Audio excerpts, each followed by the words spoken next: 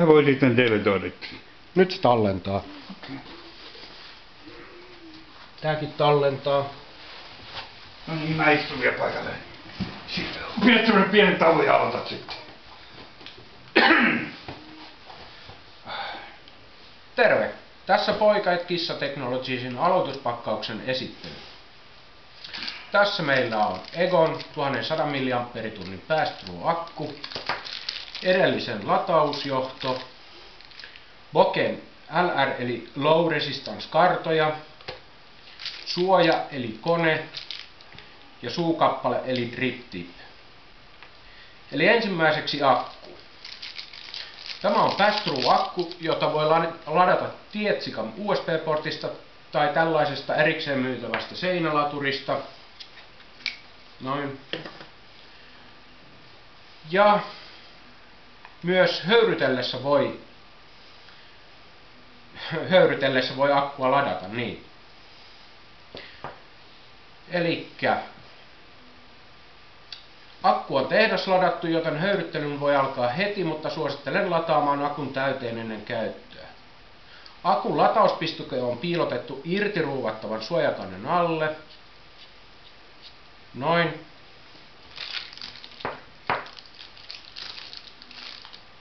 Tässä tarkempi kuva. Otetaan latausjohto, jossa on tämä leveämpi pää Tietsikaan ja pienempi mini USB tulee akkuun. Noin. Elikkä leveämpi pää laitetaan tietokoneen USB-porttiin noin. Ja pienempi pää akkuun, jolloin syttyy punainen valo. Ja se tarkoittaa sitä, että akku lataantuu. Ja kun akku on täysi, punainen valo sammuu. Tämähän oli siis tehdas ladattu, joten sitä ei tarvitse ladata nyt tämän esittelyn aikana enempää.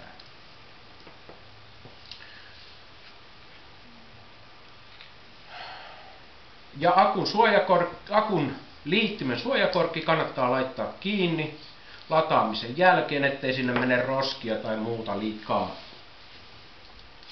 Akussa on virtanapin näppäinlukko, joka saa päälle tai pois. Paina virtakytkintä nopeasti 6 kertaa, 1, 2, 3, 4, 5, 6, jolloin valo vilkkuu. Ja uudestaan 1, 2, 3, 4, 5, 6, valo vilkkuu taas. Ja tällöin, kun painaa nappia, ei syty valoa, kun taas silloin, kun se on päällä, painetaan siis 6 kertaa, 1, 2, 3, 4, 5, 6, valo vilkahtaa. Ja nyt kun painaa nappia, valo palaa, jolloin se syöttää virtaa akusta kartomisaattorille. Otetaan käsittelyyn karton.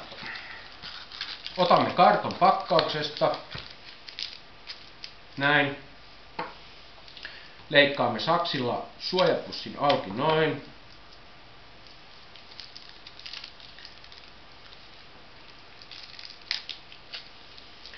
Karton kummassakin päässä on kumiset muovisuojat, jotka otetaan talteen. Niitä tarvitaan aivan kohta.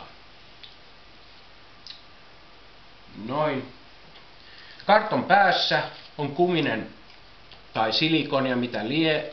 Tutti, joka poistetaan tässä tapauksessa meisselillä laittamalla siinä pieneen reikään meisseli ja väännetään pois. Jolloin näkyy kartomisaattori vanupuoli ja tähän tulee drip tip ja tämä on jenkapuoli, joka tulee akkuun kiinni. Näin. Sitten karton täyttö. Otetaan toinen kumisuojuksista ja laitetaan se näin pikkuisen tuonne ja tänne pitää jäädä reilusti ilmaa. Ja otetaan kumisuojuksen toinen puoli, johon tiputetaan noin 3/4 korkin tilavuudesta nestettä.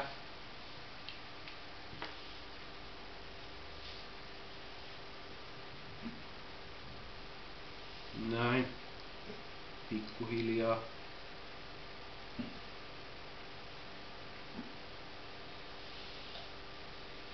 Kolme neljäsosaa on nyt laitettu. Otetaan karto Laitetaan drip-tippää varovasti, mutta varmasti. Suojakumin sisään noin. Sinne jää nestettä. Käännetään tämä ylösalaisin. Annetaan nesteen valua.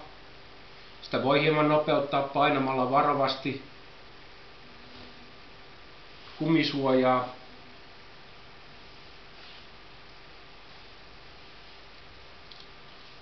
Siellä tulee ilmakuplia pikkuhiljaa se täyttyy. Sitä voi tosiaan vähän vauhdittaa painamalla varovasti suojakumia, jossa on nestettä. Noin, nyt kaikki neste on suojakumista pois. Se otetaan uudelleen ja täytetään uudelleen taas noin 3/4 milliä. Niin, tämä karto on XXL-karto. Se lukee tässä paketin päällä. Ja tähän mahtuu noin 1,2 millilitraa nestettä, e-nestettä. Toistetaan.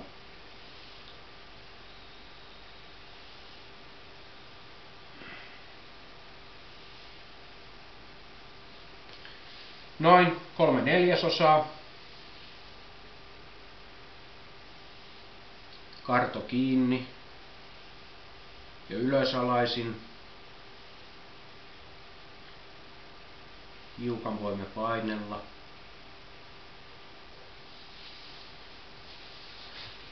Jos painaa liian lujasti ja nopeasti, se menee keskireiän läpi vain tuonne pohjaan, eikä pohjalle tänne toiseen suojukseen, eikä karto siten täyty aivan oikein, vaan hyvin varovasti pitää painella, että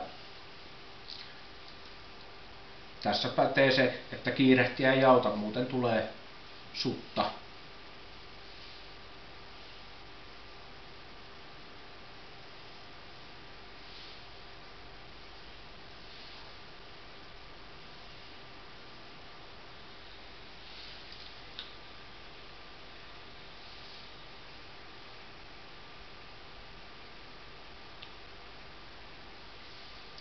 Nyt tämän täytön jälkeen, kuten kuvassa näkyy, toisen kumitutin pohjalle on tullut nestettä. Se tietää sitä, että karto on täynnä.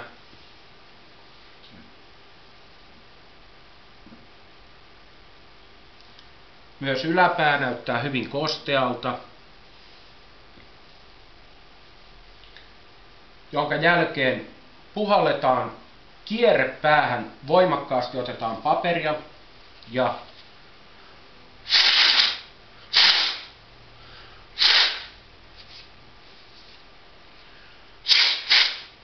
tätä ei kuitenkaan laiteta suuhun, muuten voi tulla makuyllätyksiä.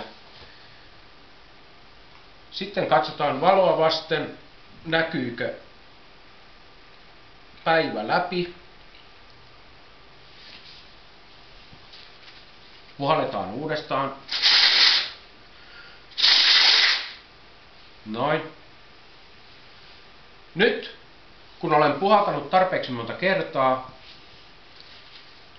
karto putsataan ylimääräisistä. Saattaa jäädä tänne täyttöpäähän hieman joku tahra. On hyvä olla siis paperia, varsinkin kun puhaltaa tyhjäksi.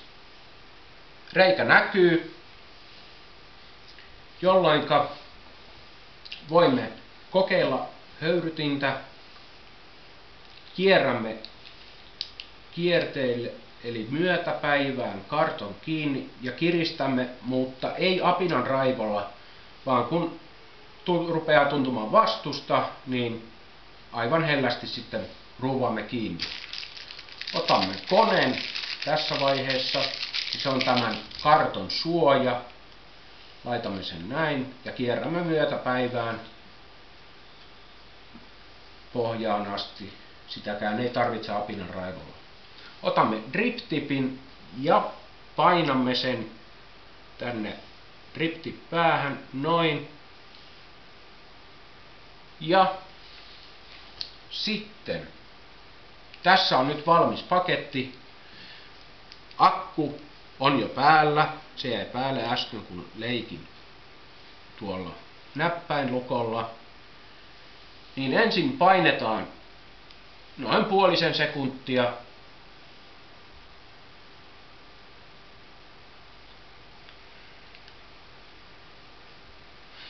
Ja pitäisi tulla hyvät höyryt.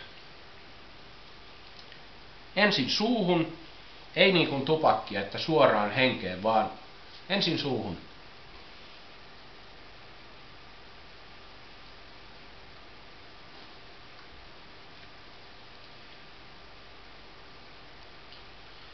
Rauhallisesti, ei niin kuin tupakkia kiivaasti, vaan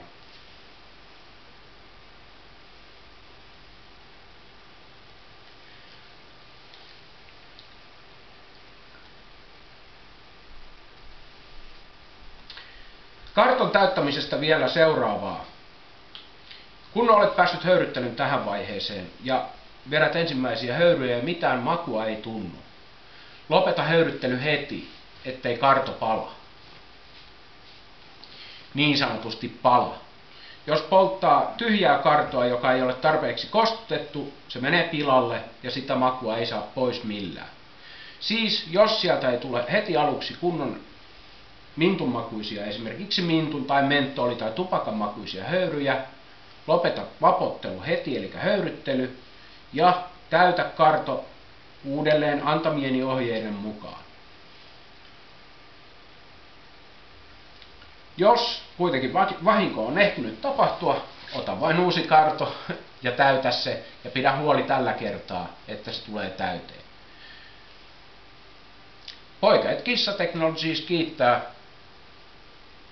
Hyviin höyryttelyhetkiin vaan. Moi!